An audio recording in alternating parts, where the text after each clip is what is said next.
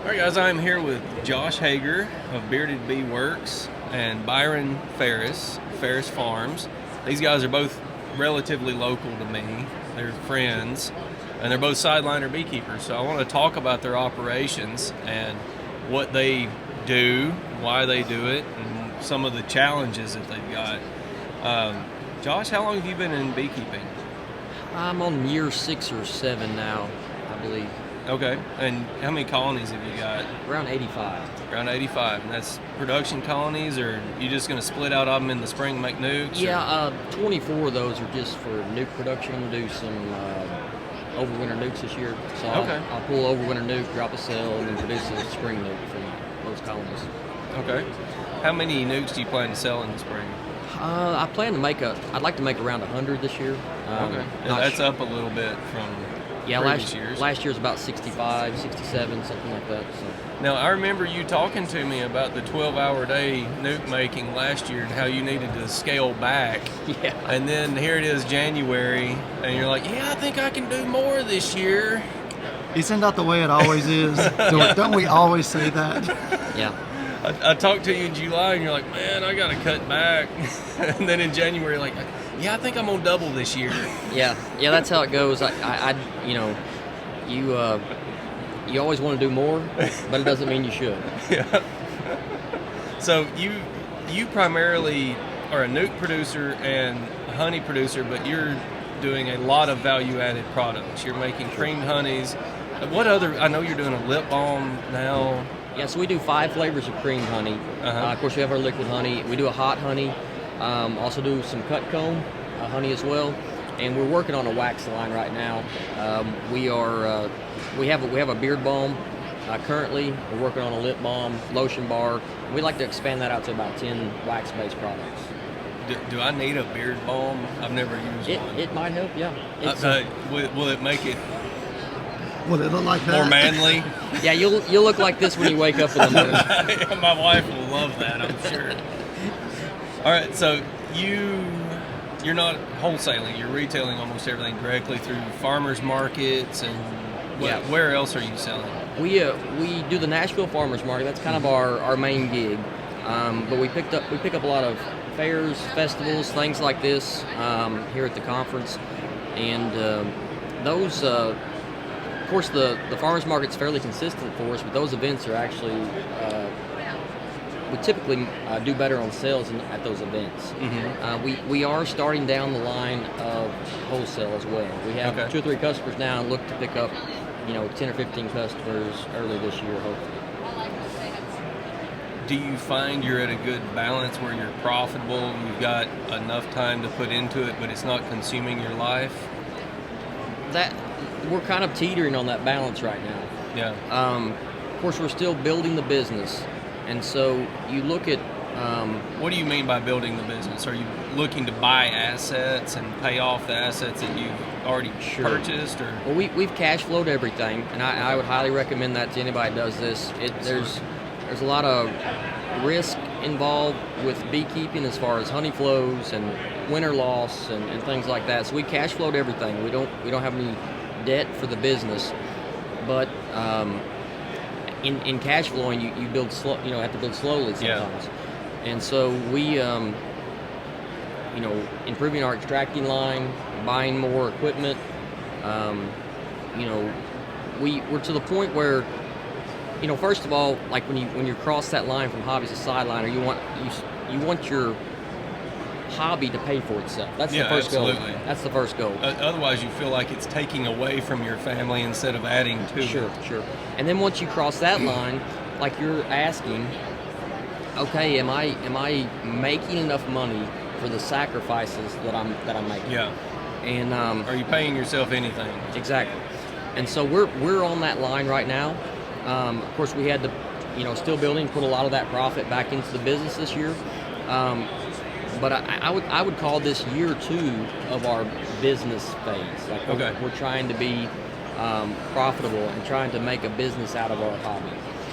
So I think year 3 is going to be fairly good for us. I think we had surplus income this year, but there again, looking at that balance, is my surplus income worth the effort I put in this year? It's hard to justify. Yeah. But I hope next year that it'll surpass that. Okay. Byron, how long have you been beekeeping? I'm going to ask you a bunch of the same questions. How do you compete with that? Well, you tell your story. He told his story. That's all you got to do. Absolutely. Well, I started my beekeeping career, I believe it was the spring of 2015. So this would be my 10th season coming in. I started off with 3 packages, and a lot of people don't know this, but years ago when I was a teenager, I found beekeeping very interesting.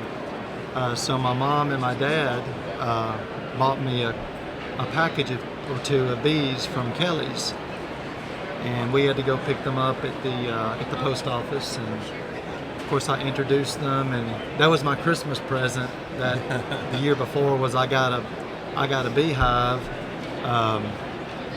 There used to be a guy in Columbia called Glenn Stevenson, or Stevens rather, and he was a big commercial outfit. It was called S&H Honey Farm, and he bought and he would retail the Kelly beekeeping stuff at his operation. So my mom and dad bought some equipment from him. So I got a smoker, a jacket, everything. And so that spring I built the beehive and started off with a couple of packages. And of course, being a teenager, you start off, and I was probably 15 at the time.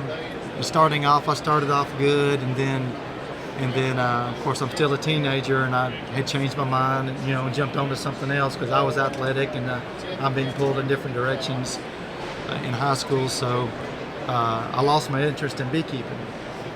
So many years later, I wanted to get back into it, and talked to my wife about starting back, and she said, "Well, I'll tell you what, you can do it." And so I got 3 packages, and I said, "I'm just going to do it as a hobby." That's how it always starts. That probably went in one ear and out the other for her, because she knew I wouldn't. She knew that wasn't going to happen. So I ended up starting a business out of it, and I've been doing that ever since 2015. How many colonies have you got now? Well, currently I'm smaller than Josh, so I like to winter anywhere from 50 to 70 if I can during the winter time. But in the springtime, I've always said, when people ask the question, how many hives do you have? Well, what time of the year is it? Yeah. Because in the springtime, we can easily run over 100 right off the bat. Of course, a lot of those are going to be for sale, for new production and in queen rearing. So it really does depend on during the season, but I would do my best to get rid of as many colonies as I can by the time it gets to winter time, because as you guys know, it's a lot of work. Yeah. It's just a lot of work.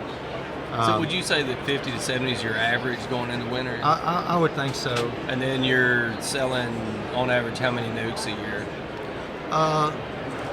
The year before last, we sold close to probably 70 or 80, and I think this year we only sold about 30.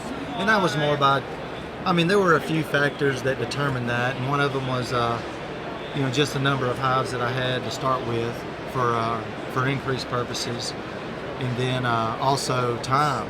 Mm-hmm. Time management is probably my biggest deal right now.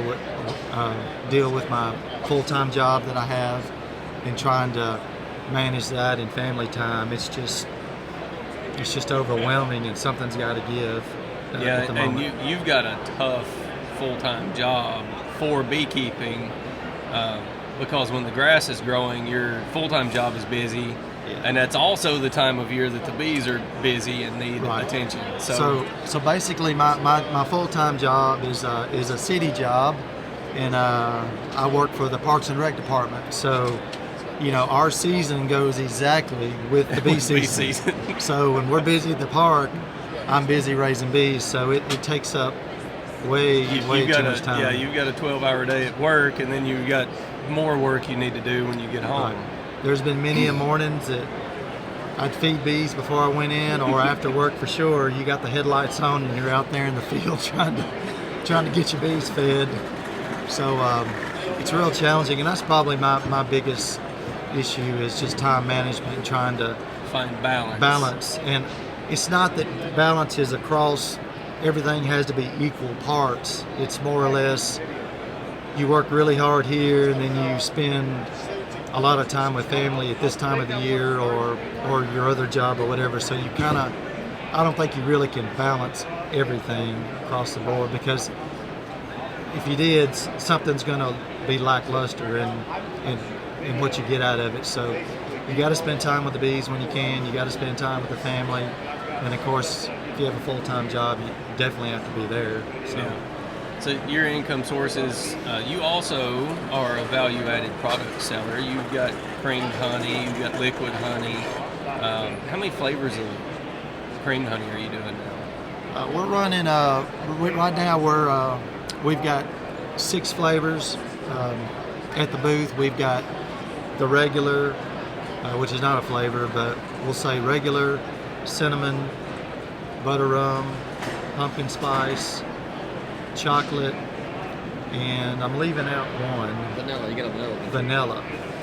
And so last year we at the Hive Life conference we just did cinnamon and regular, and this year Barry and I decided to try to up our ante a little bit and create some flavors that we thought that would be desirable. And to no surprise, cinnamon is still very, very popular. Yeah. But the other ones are really doing well too. I'll put a plug in here for cinnamon creamed honey specifically. I don't do creamed honey or all these value-added things. I am trying to focus on doing one thing and doing that really well. Maybe that's what we all should do. Instead of adding a lot of extra things, because I know what I know how SKUs multiply. You know, I've got a background in business, and it's like you put SKUs in a corner and they're like rabbits. They just multiply, and then you've got to stock each of those, and you've got to produce each of those, and it becomes a problem. So I just don't do any of that. I'm building my business on liquid honey. But my wife is messaging you to get her cinnamon creamed honey.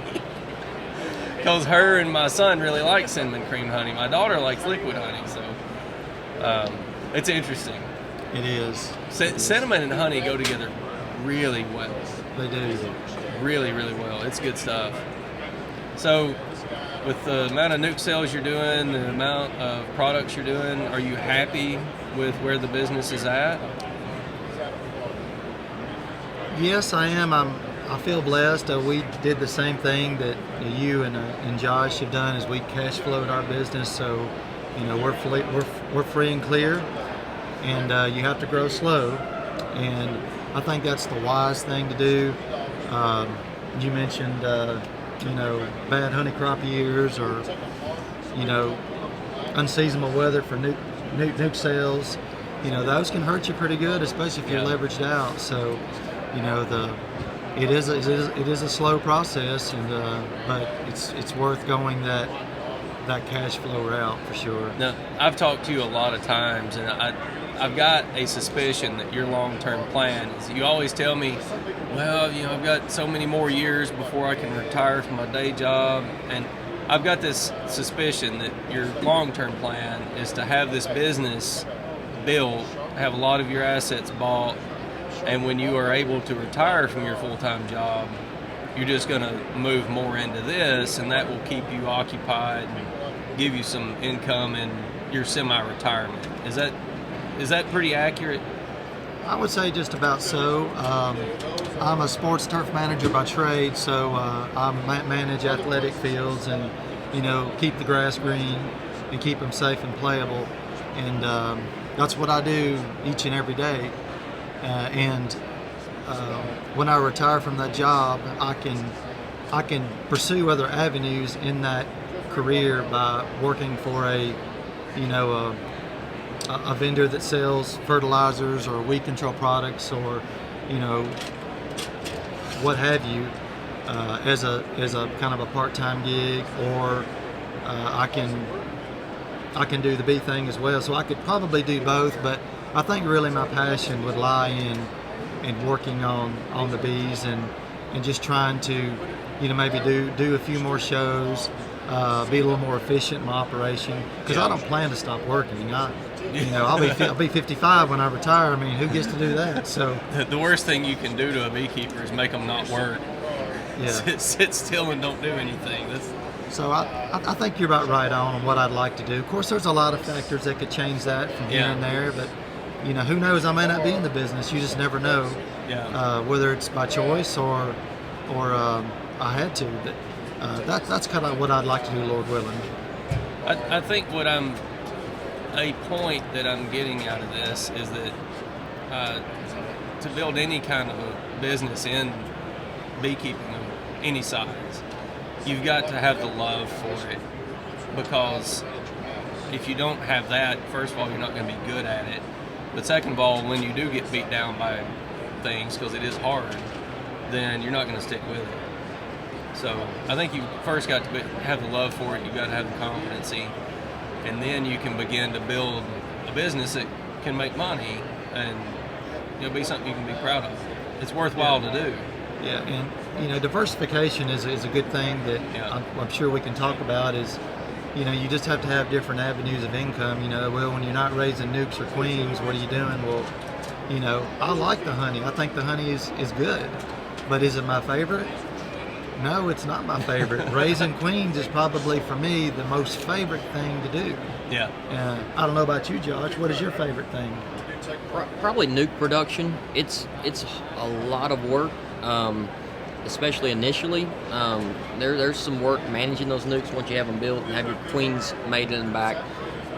Just making sure that everything's going in the right direction. But I started my beekeeping in Western Kentucky. And there's a bee supply shop there that I used, and when I got started, I really relied heavily on the bee supply place, asking questions, and I told that guy, I have no desire to ever touch any honey. It just seems like a hot, sticky mess. I'm just gonna stick with nukes. Well, I talked to him a little while back, and we were talking things over and asked how much honey I made. And I told him, he's like, man, that's an awful lot of honey for a guy that was never going to touch it. But I realized once I,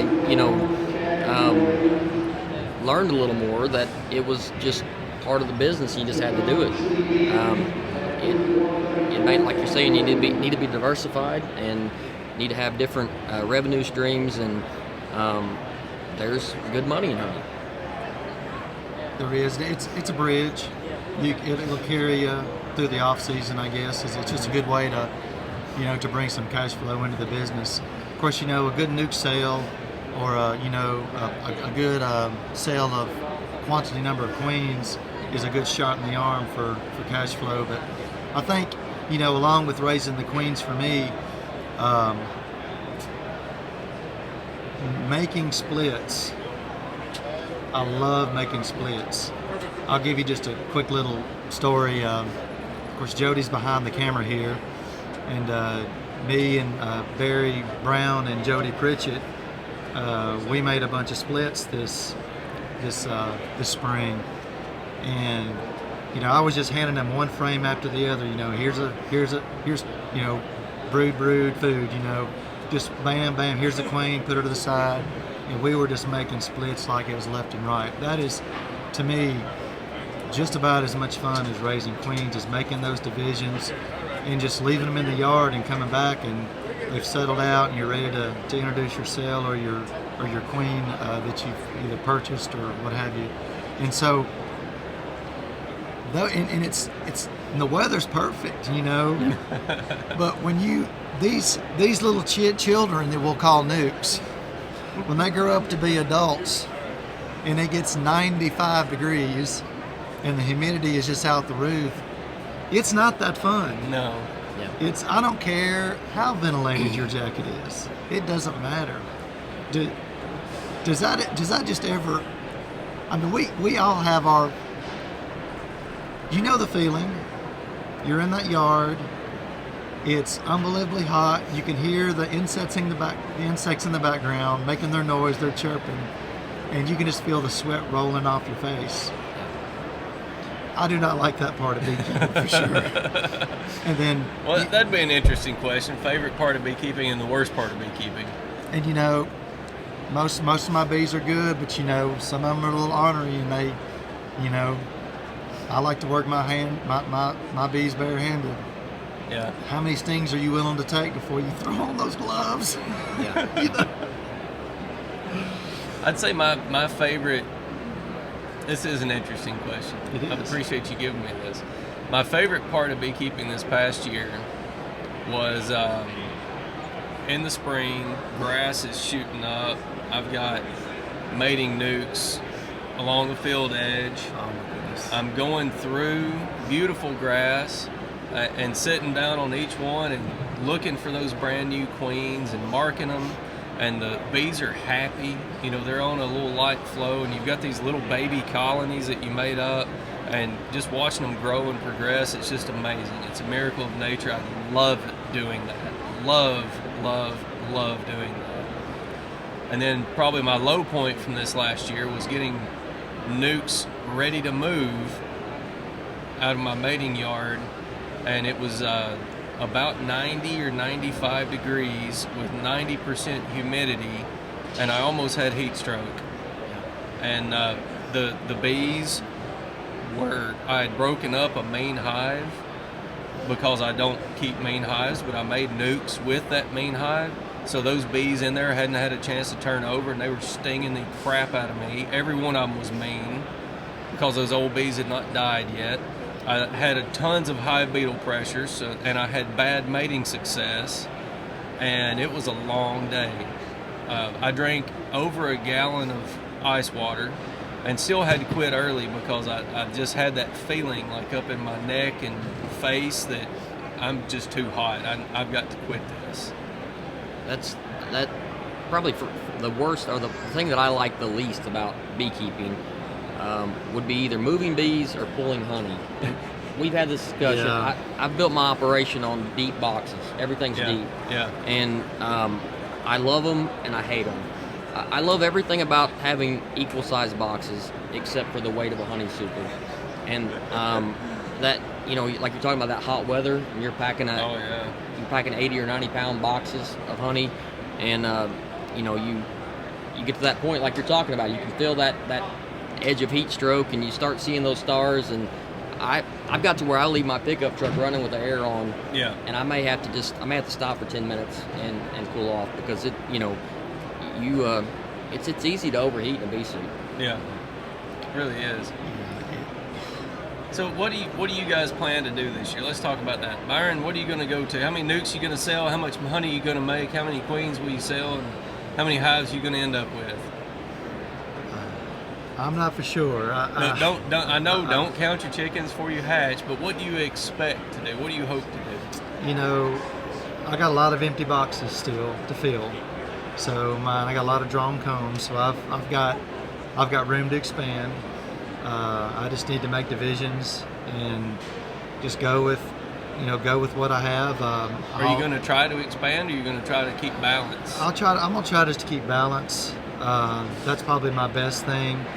And then I'll probably come out a little more, but just not try to shoot for X. Yeah. Because I used to think if you got to this number, you were going to be satisfied, and I don't think you're ever satisfied once you get to that number, because you're always wanting more. If I could just do it this way or that way a little better, yeah, that's good. But numbers-wise, I try not to put a number on much. I mean, you got to number some things, yes, but I'm going to go get to 100 hives. Well, I'd rather have 50 or 70 top-notch quality hives than 150 mediocres any day of the week that I can't get to. You'll outproduce 150 mediocres too. Yeah, absolutely.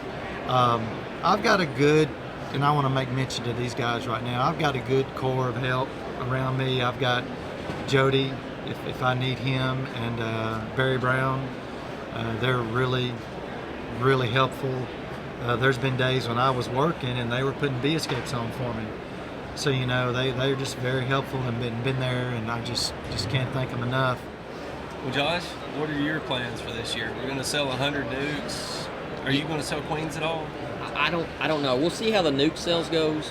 So I'm going to split my bees. I'm going to knock my bees back just to help me with swarm management. So I'm going to make how many ever splits I can make If I make 100, make 125, whatever I need to push my bees back to help me with the swarm impulse. This is a good question. I'm sorry to interrupt. Sure. Yep. So you've got 85 colonies. In a typical year, how many splits would you have to make out of those in spring to keep them from swarming? Well, and still have them be strong enough to make a honeycomb. Sure. Last year, I believe it's a video I watched from Bob Benny about how he makes his nukes up, and basically leaving 4 frames of brood and taking everything else. And that's what I did last year. That's the first time I did it that way. Before that, I just been picking through, kind of willy-nilly, grab a couple frames out of this one, make a nuke out of that one, back and forth. But I'm trying to get more consistent and streamline things. And so I did 4 frames of brood, left that behind, and I do like Bob. I go through and shake everything down, pull up what I want to make a split, put a queen excluder down. That way I have all my resources above the queen. I don't have to look for her when I go to make splits. And I did it that way, and I come back a couple days later, just went through a few hives that were going to be my production hives, and I'm like, oh my gosh, I knocked these things back too far. I'm not going to make a drop of honey. I'm like, what have I done? I come back, 2 weeks later, and I've got swarm cells. They've and so I'm gonna just make the nukes that I think I need to make to keep the bees in check. And so you're gonna make 100 nukes out of 85 colonies, and probably more than 100. Probably nukes. more than that. You can do that for sure. Yeah, I'll probably make a lot more than that. And then I'm gonna sell whatever I can sell. What I've got left over may sell some queens, may sell some queens out of those nukes. May end up combining some of those nukes back up. I've got a few holes I need to fill as well. How much honey do you think you'll make? If it's it's very weather dependent and year dependent. But this year we made a little over 3,300 pounds of honey. I would say if weather holds out, should be over 4,000 this year. And with any of the nukes I have left that I don't sell, I don't sell a queen out of, or I'm gonna fill some gaps. I'm probably gonna put some of them back on my production hives when the flow starts. Hopefully the young queen will requeen the colony. I'm just gonna combine them up, and then I might sell some singles as well. If I just end up with extra bees, I'll hive them up, and I'll rotate out some old equipment and sell some singles if I can. And hopefully I don't end up with 100 colonies that I don't want. So but, you're going to try to sell anything back down to that 80, 85 level. Yeah. You're at the point where you have found balance. You don't want to get a lot bigger than where you're at right now. Balance is a strong word. I can make more honey with less hives right now, because last year I had 6 or 8 swarm on me that if I'd have caught in time. So if you were managing them a little tighter, could give more time to each colony, you think you would have made more honey? Yeah, I think I could have made more honey off less hives last year, but then you're trying to balance that between nuke cells and honey cells. So yeah, I can make more honey off less hives, but then I'm not going to make the nukes that I want to make. Yeah. And we are actively looking for some help as well. So I have a full-time job as well, and we've said from the beginning that we don't want to hinder the growth of the business, even if that means hiring some help. So it may cost us money. It may lower our profit margins in the beginning, but we don't want to hinder the growth of the business because we don't have time to do more. And so I'm looking for one person to do some part-time beekeeping work and one person to do some part-time honey cells work as well. Okay. And just and talking about growth and how people do that. If I would have hired somebody to work a few hours a week for me last year, and they could have kept those 6 or 8 colonies from swarming, they would have paid their salary, or their wages. So opportunity costs, you got to apply that to your time as well. Yeah. And where's your time best spent? Sure. And I've always bought larger, like when you talk about especially extracting equipment, Yeah. buy larger than what I need. Yeah. Some of the purchases I make for the business financially don't make sense, but I justify or view that as buying time back. And so this is a big time expense, and it takes a lot away from the family. And if you can spend a little more money on extracting equipment, some people may look at your extracting equipment and say, well, you don't really need that for 50 hives or 20 hives. But I see that sometimes as buying time back. Yeah. So we Get through a chunk of work with less manpower and do it exactly in a manageable way. What about you, Nathan? What is your plan? Well, you never told us what. It's not about me. I know This it's is not about you guys. man, but No, I have been 2.5Xing. Bob talks about his growth.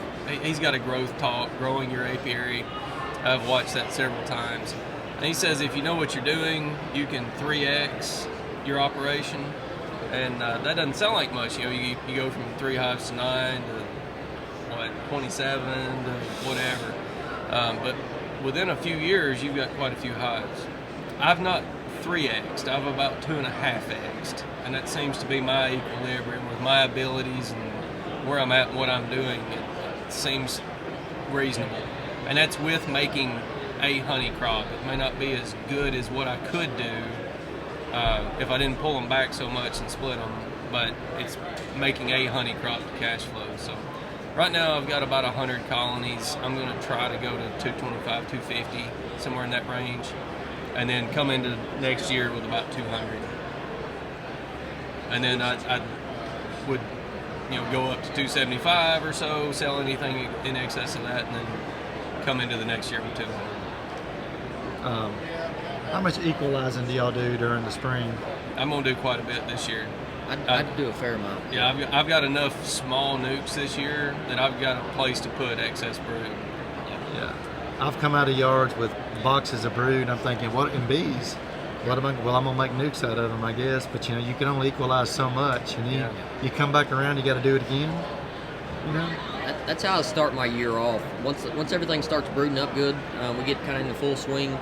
I go through and do a lot of equalizing, try to get those smaller ones back up to par, get everything, as close as possible. And I do that before I ever start trying to make any splits or anything. Yeah. Thank you, Nathan. Yeah, I appreciate it, guys. It's good.